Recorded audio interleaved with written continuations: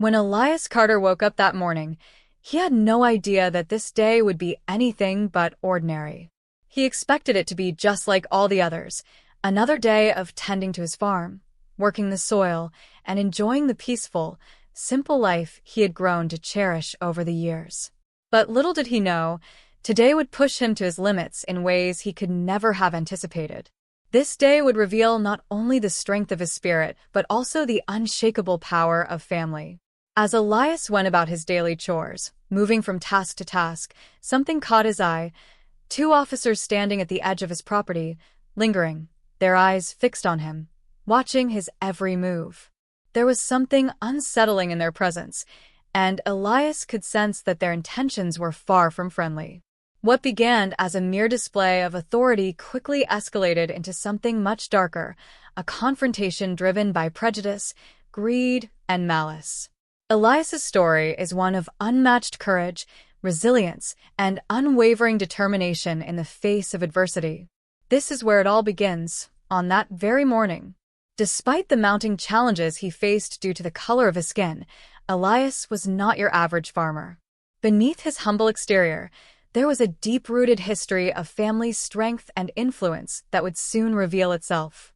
This legacy would not only shock his tormentors, but send ripples of surprise through the entire town. What follows is a journey of relentless determination and an unwavering fight for justice. But before we delve deeper into Elias's compelling and gripping journey, take a moment to share with us in the comments where you're watching from. And if you're ready to be inspired, don't forget to hit that subscribe button to stay tuned for more. The sun was just beginning to stretch long shadows across Elias's farm as he moved through his routine. At 76 years old, his pace had slowed, and his steps were a bit more deliberate, but his hands remained as steady as ever.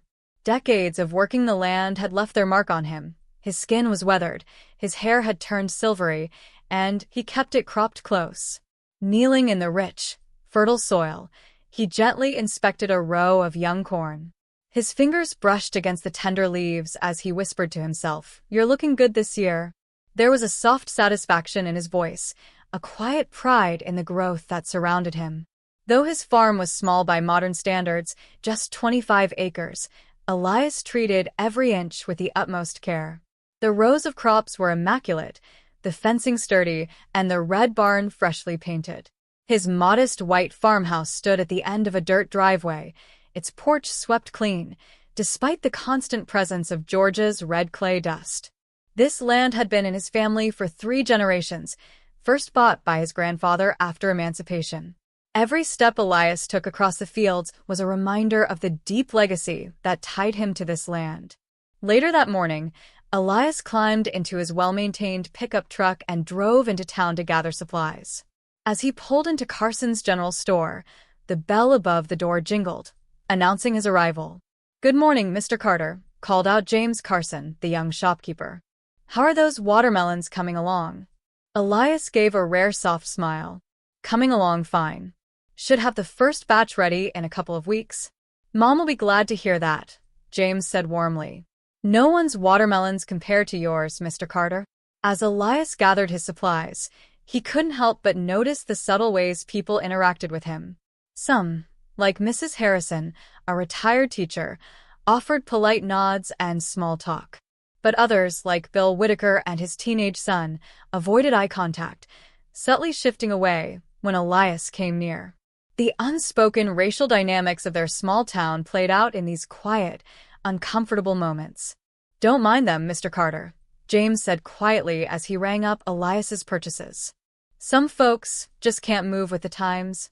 "Been that way all my life, son," Elias replied, his voice gentle but weary.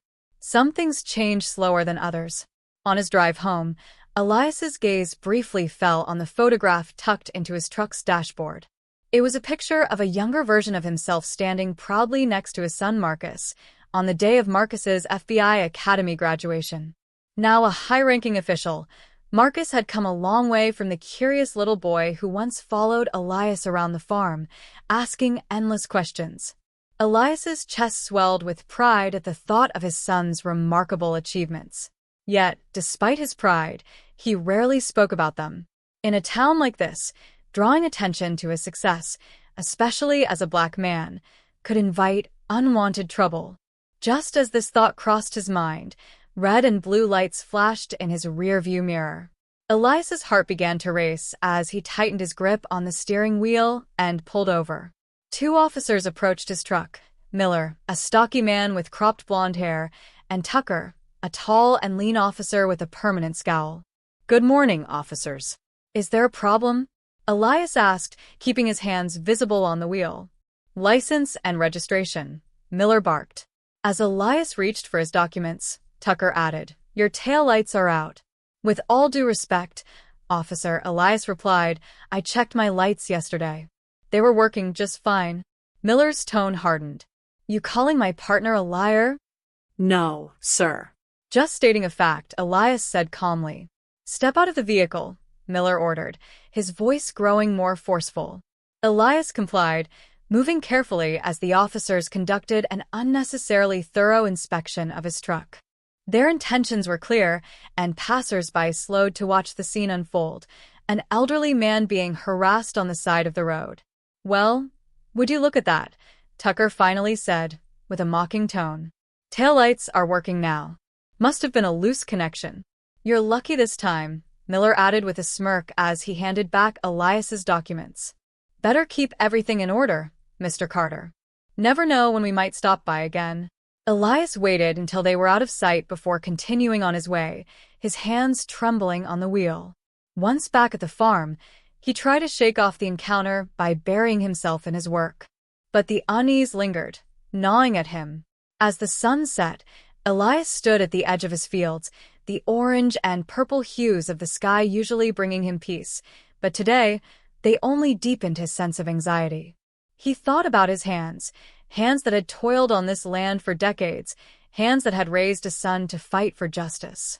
Yet now, these same hands trembled under the weight of the officer's veiled threats. Walking back to his house, Elias whispered into the darkening sky, "Lord, give me strength." Unbeknownst to him, Miller and Tucker were already discussing their next move. In the comfort of their patrol car, they talked about his farm, about its value. "See how well-maintained everything is," Miller said. "Bet he's sitting on a nice pile of cash." Tucker nodded. "People like him don't trust banks. Probably has money stashed all over that property." Their dark laughter filled the car as they schemed, planning yet another inspection, this time with demands for payment. The next day, when Elias was tending to his tomatoes, the officers arrived unannounced. They claimed to be conducting a property inspection due to supposed complaints.